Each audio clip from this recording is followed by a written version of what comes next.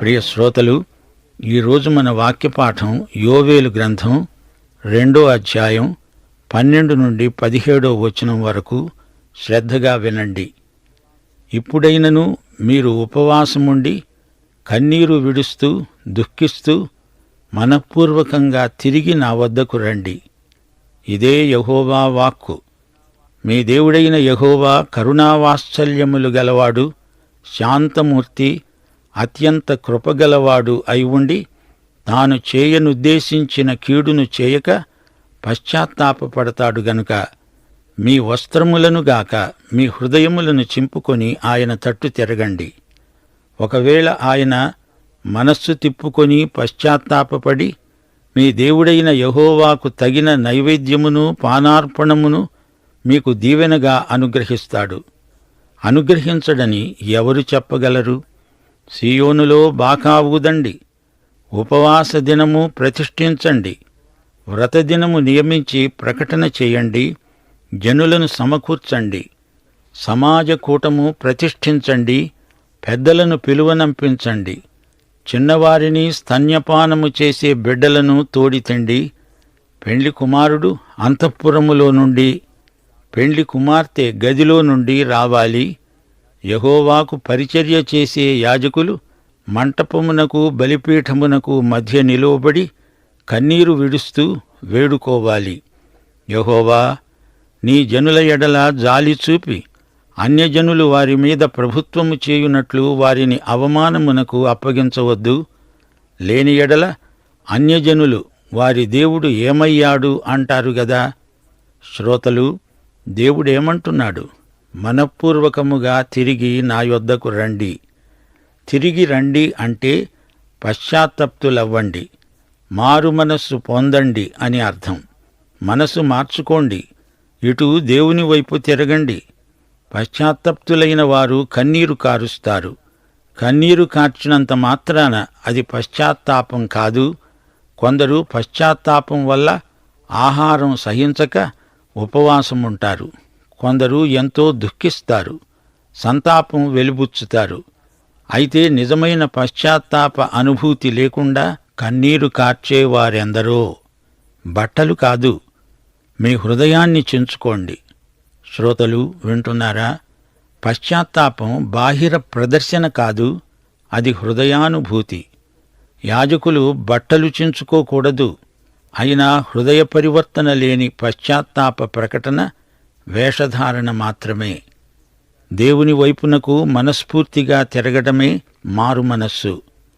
ఈజిప్టులో ఇశ్రాయేలీయులు ఉండగా దేవుడు తెగుళ్లు రానిచ్చాడు. ఏ విధంగానైనా ఫరోలో పరివర్తన రాకపోతుందా అని దేవుడనుకున్నాడు. అయితే ఫరో మారలేదు. పైగా అతని మనస్సు మరీ కఠినమైంది.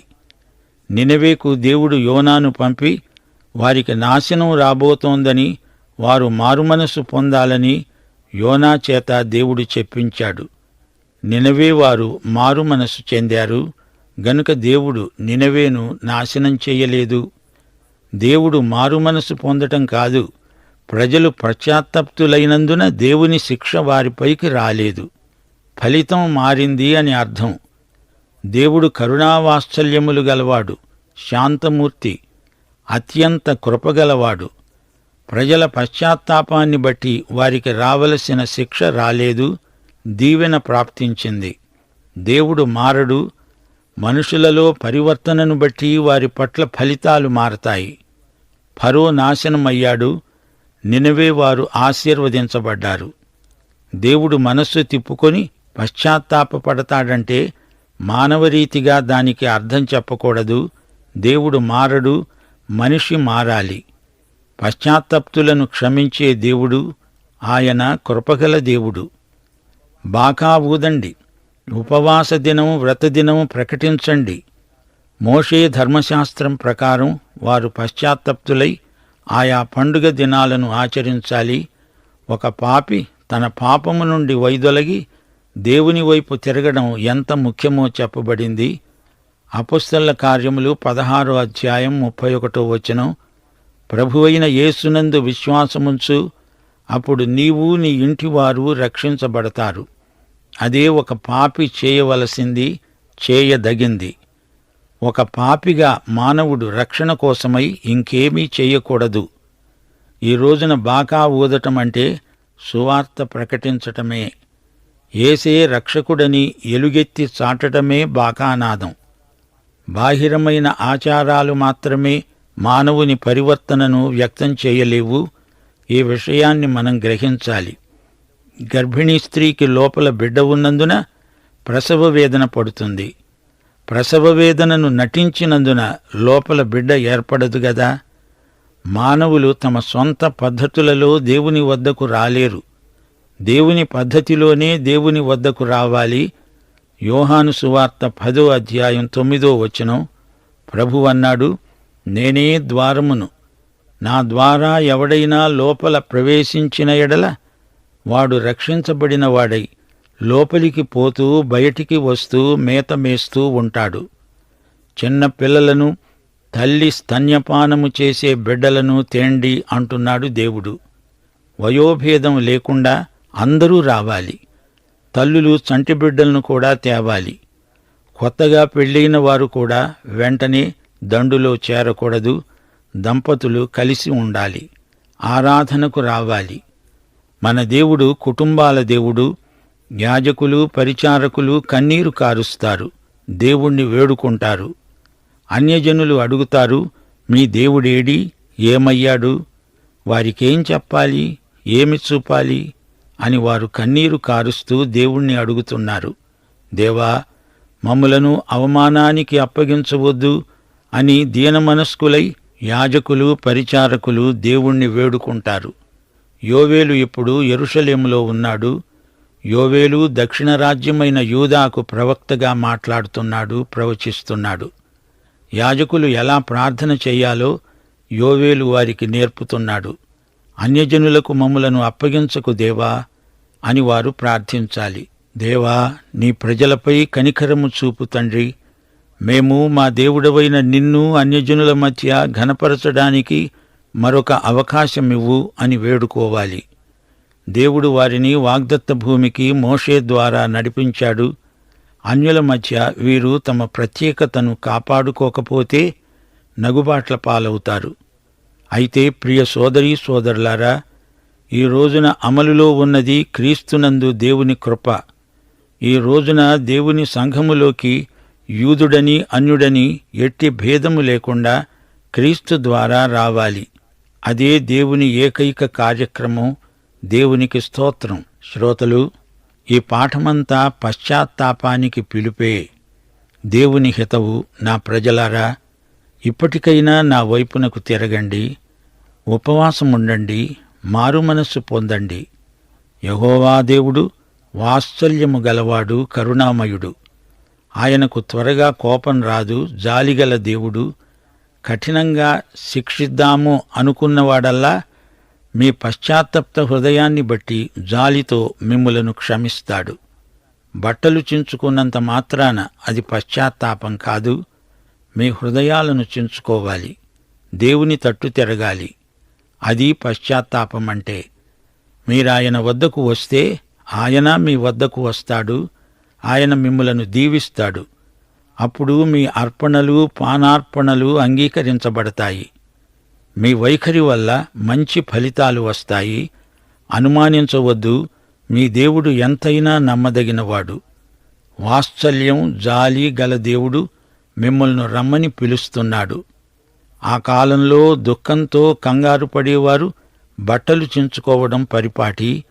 ఇలాంటి బాహిర ప్రదర్శనలు దేవుణ్ణి ఎంతమాత్రమూ తృప్తిపరచజాలవు. బండబారిపోయిన హృదయాలు ముతక బట్టల్లాంటివి. వాటిని చింపుకోవాలి. దేవుడంటున్నాడు, సీయోనులో బూర ఊదండి, బాకానాదం చెయ్యండి. ఉపవాసం కోసం సమయాన్ని ప్రత్యేకించండి. దేవుణ్ణి అర్థవంతంగా ఆరాధించండి. ప్రజలను సమకూర్చండి. ప్రజలంతా కలిసి ఏకీభవించి మనసారా దేవుణ్ణి అన్వేషించండి, వెదకండి. దేవునికి, ఆయన ఆరాధనకు దూరం కాకండి. ఆశీర్వాదాలను కోల్పోవద్దు. ఆధ్యాత్మిక నష్టం తెచ్చిపెట్టుకోవద్దు. పెద్దలను రప్పించండి, చిన్నవాళ్లను చంటిబిడ్డలను కూడా తేండి. పెండ్లి కొడుకు పెండ్లి కూతురు కూడా ఉన్నపాటున వచ్చేయాలి. యెహోవాకు సేవ చేసే యాజకులు మంటపానికి బలిపీఠానికి మధ్య నిలిచి ఏడ్చారు. వారన్నారు, యెహోవా, నీ ప్రజలను చూడు, వారిని కనికరించు. మేము నీకు చెందిన వారము. నీ వారిని తిరస్కారానికి గురిచేయకు. వారి మీద అన్యులు ప్రభుత్వం చేస్తుంటే నీవు చూస్తూ ఊరుకుంటావా? అలా జరగనీయవద్దు. అన్యప్రజలు వీరి దేవుడు ఏమయ్యాడు అని ఎందుకు చెప్పుకోవాలి? పశ్చాత్తాపపడి దేవుణ్ణి వెతకటంలో నాయకులే ప్రజలకు మార్గం చూపాలి. మనం దేవుని సొత్తయిన ప్రజలము అని ఎన్నడూ మరచిపోకూడదు. దేవుడు మనలను చేపట్టాడు. మనం ఆయన స్వకీయ జనం. పరిశుద్ధులలో ఆయన స్వాస్థ్యము యొక్క మహిమైశ్వర్యము ఎంతో గొప్పది. మనల్ని బట్టి అన్యుల మధ్య దేవుని నామము దూషించబడకూడదు. సోదరుడా, సోదరి, సమయముండగానే తన వైపు వీరు తిరగాలని దేవుడు కోరుతున్నాడు. కాలం గతించిపోతోంది. ఒక చెంప నాశనం ముంచుకొస్తోంది. పశ్చాత్తప్తులవండి అంటూ ప్రభువు హెచ్చరిక చేస్తున్నాడు. ఈ రోజున ఇదే సందేశం మనకు కూడా వర్తిస్తుంది. మన జీవితాలకు ఇదే చివరి ఘడియేమో. ఇప్పుడే, ఈ క్షణమే దేవుని వైపునకు ప్రతి ఒక్కరూ తిరగాలి. దేవుణ్ణి సమీపించడానికి ఎవరికీ ఎట్టి అభ్యంతరము ఉండకూడదు. పశ్చాత్తాపం అనుభూతి. యాంత్రికమైన మతాచారాల ద్వారా పశ్చాత్తాపాన్ని నటించటం వేషధారణ. అంతరంగములో నుండి పశ్చాత్తాపం రావాలి, పరివర్తన కలగాలి. 1 సమూయేలు 16:7 మనుష్యులు పైరూపమును లక్ష్యపెడతారు గాని యెహోవా హృదయాన్ని లక్ష్యపెడతాడు. మత్తయి సువార్త 23 యేసు ప్రభువు వేషధారణను ఎంత అసహ్యించుకుంటాడో వ్యక్తం చేయబడింది. మతనాయకులు, మీరు చెబుతారు గాని చేయరు. ఇతరుల మీద బరువు పెడతారు గాని మీరు వాటిని మొయ్యరు. మీ భక్తి కేవలం ప్రదర్శన. గురువులారా, మీకు అగ్రపీఠాల మీద ఆసక్తి ఎక్కువగదు. పరిచారకుడే అసలైన నాయకుడు. పరలోక రాజ్యములోకి మీరు రారు, మరొకరిని రానియరు. పరిసయ్య నాయకులారా, మీరు అంధులైన మార్గదర్శకులు. న్యాయము, కనికరము, విశ్వాసము లోపించిన మీ మతం మనుషులను వేధిస్తుంది. దోమలను వడియగట్టి మీరు ఒంటెలను మేసే రకం మనుషులు. మీ అంతరంగం ముందు శుద్ధి కావాలి. సున్నము కొట్టిన సమాధులు మీరు. వెలుపల మనుష్యులకు నీతిమంతులుగా అగపడుతున్నారు కాని లోపల మీ నిండా వేషధారణ, అక్రమము ఉన్నాయి. ప్రభువు ఎంతో కఠినంగా మాట్లాడాడు గదూ. వేషధారణ అంటే యేసు ప్రభువుకు బొత్తిగా గిట్టదు. శ్రోత, నీ అంతరంగంలో పరిశుద్ధత ముఖ్యం. బహిరంగ ప్రదర్శన మాత్రమే అయితే అది మోసం. ప్రజలు హృదయపూర్వకంగా, స్వచ్ఛందంగా దేవుని వైపునకు తిరగాలి. ప్రభువు రాకడ సమీపమైంది. ఆయన ఎదుట ప్రతి మోకాలు వంగాల్సిందే. అయితే ఆ పని ఇప్పుడే చేస్తే మంచిది. ప్రతి నాలుక ఆయనే ప్రభువని ఇప్పుడే పలకాలి. ప్రజలందరినీ సమకూర్చండి, బాకా ఊదండి అంటూ దేవుడు ప్రకటిస్తున్నాడు. ఇదే అనుకూల సమయము, ఇదే రక్షణ దినం. ఆయన త్వరలో వస్తాడు. ఈ లోకరాజ్యములన్నీ ఆయన రాజ్యమైపోయే రోజు వస్తుంది. మీ హృదయాలను చించుకోండి అంటే ఉపవాసముండండి, దుఃఖించండి. సంతాప దినమిది, మరచిపోవద్దు. మీ దేవుడు కృపామయుడు, కరుణాసంపన్నుడు. ఊరికే చీటికి మాటికి కోపించుకునేవాడు కాడు. ఆయన శిక్షించాలని ఉన్నా మీ కన్నీటిని చూచి జాలిపడతాడు, క్షమిస్తాడు. రండి, ఆయనను సమీపించండి అంటూ ప్రవక్త బోధిస్తున్నాడు. పెద్దలు, యాజకులు, దైవ సేవకులు, వారి పిల్లలు, సమాజమంతా కూడి రావాలి. దేవుని కృప కోసం, కనికరం కోసం వేడుకోవాలి. అవును, తన ప్రజలైన ఇశ్రాయేలీయులు వచ్చి తన ఎదుట తమ పాపాలు ఒప్పుకొన్నందున ఇక శిక్షించడు. దేవుడు వారిని క్షమిస్తాడు, ఆశీర్వదిస్తాడు. యూదా జాతిపై నిలిచి ఉన్న తీర్పును దేవుడు తొలగిస్తాడు. ఇశ్రాయేలీయులు పూర్తిగా వెనకబడిపోయారు. వారిని యథాస్థితికి రప్పించాలని దేవుని కోరిక. దేవుని చిత్తానికి వారు తలవొగ్గాలి. దేవుని శాసనాలను శిరసావహించాలి. ఈ అధ్యాయంలో ఊదబడిన బాకా వారి దుఃఖాన్ని, పశ్చాత్తాపాన్ని సూచిస్తుంది. పాపపు ఒప్పుకోలు ఎంత అవసరమో ఆ బాకానాదం హెచ్చరికగా ప్రజలు గుర్తించాలి. నిజాయితీగా ప్రభువు దగ్గరికి రావటానికి ఆయన ప్రజలు భయపడకూడదు, ఉన్నపాటున వచ్చేయాలి. విరిగి నలిగిన హృదయాలతో దేవుని సన్నిధికి రావాలి. దేవుని దీర్ఘశాంతాన్ని, కనికరాన్ని శోధించకండి. 17వ వచనంలో చెప్పబడినట్లు వారు దేవుని నామమును మహిమపరచాలి. అన్యజనుల మధ్య దేవుని పరిశుద్ధ నామము దూషణకు గురి కాకూడదు. పాపము వల్ల వచ్చే దుష్ఫలితాల నుండి వారు తప్పించుకోవాలనే దేవుని చిత్తం. సోదరీ సోదరులారా, వింటున్నారా? దేవుని రాజ్యమును మొదట వెదకవలసిన ప్రజలం. 1 కొరింథీ 4:20 వచనం, దేవుని రాజ్యము మాటతో కాదు, దేవుని శక్తితోనే ఉన్నది. దేవుని కృప చౌకబారు దినుసు కాదు. పశ్చాత్తాపము లేకుండా క్షమాపణ ఎలా వస్తుంది? వ్యక్తిగతంగా దీనమనస్సుతో ఒప్పుకోకపోతే దేవుడు ఎలా క్షమిస్తాడు? శిష్యత్వానికి వెల చెల్లించాలి. శిలువ లేకుండా కృప ఎలాంటిదో, ఎంత విలువగలదో ప్రజలు గుర్తించలేరు. కృపను చౌకబారు వస్తువుగా భావించేవారికి శ్రమ. యేసుక్రీస్తు పిలుపు వినగానే శిష్యులు తమ వ్యాపారాన్ని, తమ వలలను, తమ ధన సంపాదనను అంతా వదిలిపెట్టి ఆయనను స్వచ్ఛందంగా వెంబడించారంటే కృప ఎంత విలువైనదో మనకు బోధపడుతుంది. యేసుక్రీస్తును వెంబడించవలసిందిగా దేవుని కృప మనలను హెచ్చరిస్తోంది, రమ్మని సైగ చేస్తోంది. పాపాన్ని ఖండిస్తుంది గనుక విలువగలది. పాపిని నీతిమంతునిగా తీర్చిదిద్దుతుంది గనుక అది కనికరము, జాలి గలది.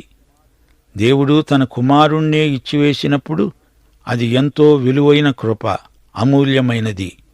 దేవుడు మన నుండి ఏమి కోరుతున్నాడు? తన బిడ్డలు తనను కనుగొనాలని, తనతో సంభాషించాలని, సహవాసం చెయ్యాలని ఆయన ఎంతగానో ఆశిస్తున్నాడు. దేవుని చిత్తానికి పూర్తిగా లోబడకపోతే ఆయన నీ ద్వారా ఎట్టి ఘనకార్యము చేయజాలడు. దేవుని నామమున నీవు చేయవలసిన గొప్ప కార్యాలెన్నో ఉన్నాయి. అయితే నీ జీవితం ప్రభువుకు సమర్పితమైనప్పుడే అట్టి ఘనకార్యాలు నీ ద్వారా జరుగుతాయి.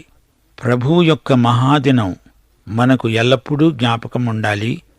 గతంలో ఎన్నెన్నో ఆశీర్వాదాలను పోగొట్టుకున్న దేవుని ప్రజలు తిరిగి దేవుని వద్ద నుండి పొందగలరనే నిరీక్షణ వారికుంది.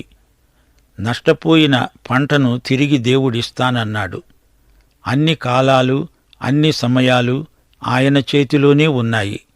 ప్రియశ్రోతలు, మిడతల దండు యూదాజాతిని క్రమశిక్షణలో పెట్టడానికి దేవుడు పంపించాడు. అంతకంటే గొప్ప తీర్పు రాబోతోందని, ముందుగానే పశ్చాత్తప్తులు కావలసిందని యోవేలు దేవుని మూలంగా పలుకుతున్నాడు. యోవేలుకు సమకాలీన ప్రవక్తలు ఎలీషా, యోనా. పాఠం ఇంతటితో సమాప్తం. యేసుక్రీస్తు వారి కృప, తండ్రి అయిన దేవుని ప్రేమ, పరిశుద్ధాత్మ యొక్క సహవాసము మనకందరికీ సదాకాలము తోడై ఉండునుగాక. ఆమేన్.